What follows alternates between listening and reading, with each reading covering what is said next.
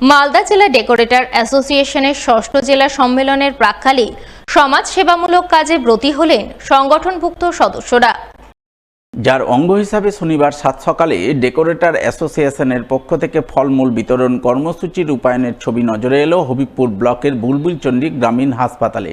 উপস্থিত ছিলেন ডেকোরেটর সমন্বয় সমিতির রাজ্য সভাপতি অশোক পাল, মালদা জেলা ডেকোরেটর অ্যাসোসিয়েশনের সম্পাদক বলরাম ভট্টাচার্য, হবিবপুর ব্লক সম্পাদক সুদীপ দে সরকার সহ আরও অনেকেই।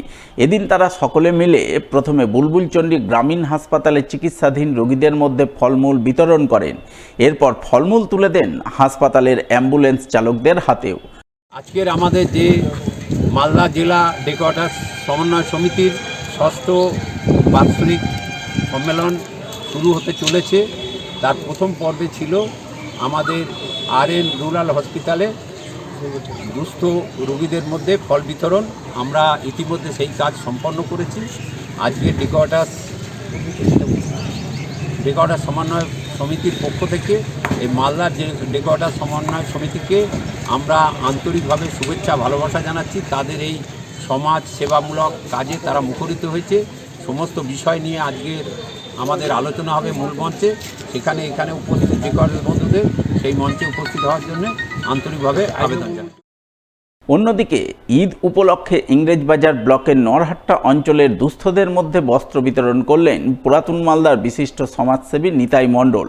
শনিবার তিনি নরহাট্টার দুর্গামোড় এলাকায় তার বস্ত্র বিতরণ কর্মসূচি রূপায়ণ করেন।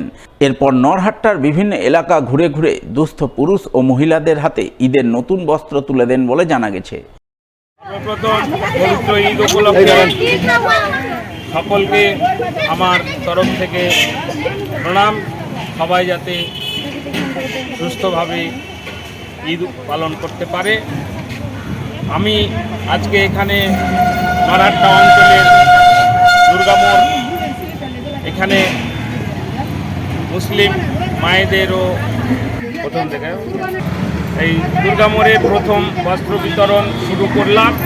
আজকে সারাদিন ধরে নরহাট্টা অঞ্চলের যত মুসলিম গ্রাম আছে প্রত্যেকটা গ্রামে শহীদপুর, লক্ষ্মীপুর থেকে শুরু করে একবাদাই, বুদিয়া, বরকল যেগুলো এই নরহাট্টা অঞ্চলের মধ্যে অন্তর্গত প্রত্যেকটা গ্রামে আমার টার্গেট 500 জন গরিব দুঃখীকে আজকে বস্ত্র বিতরণ করব। এই উদ্দেশ্য নিয়ে আজকে প্রথম এখানে বস্ত্র শুরু করলাম।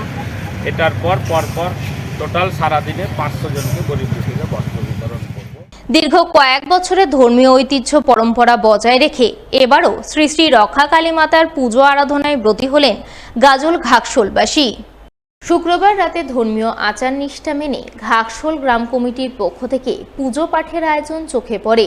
পুরোহিতের মন্ত্র উচ্চারণ, ঢাকের বলে শ্রী শ্রী রক্ষা কালী মাতার পুজো অনুষ্ঠিত হয় মহা ধুমধামে।